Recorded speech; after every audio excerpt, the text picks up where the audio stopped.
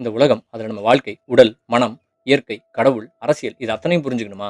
தியானம் பண்ணுங்க. அப்படின்னு சொல்லுவேன்னு எதிர்பார்த்தீங்களா? இல்ல. தமிழ் கத்துக்கோங்க. தமிழ்ல இதுக்காக இருக்கிற நூல்களோட எண்ணிக்கை எத்தனை தெரியுமா?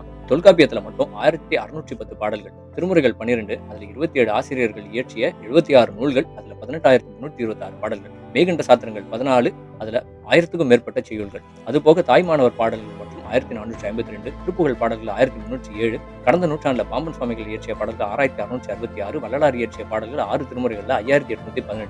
இது அத்தனையும் படிக்கிறதுக்கு இந்த காலத்துல ஏதுப்பா அவகாசம்னு கேக்குறீங்களா? திருக்குறள் மட்டுமாவது படிங்க. திருக்குறள் தனக்கு முன்னாடி வந்த அத்தனை அறச்சிந்தனைகளின் சாரம், அதுக்கப்புறம் இப்ப நான் சொன்ன அத்தனை நூல்களோட அடிப்படை ரெண்டுமே இருக்கக்கூடிய ஒரு நூல். திருக்குறளை எந்த வயசுல இருந்து படிக்கலாம்? உங்களுக்கு திருக்குறள் புரியணுமா?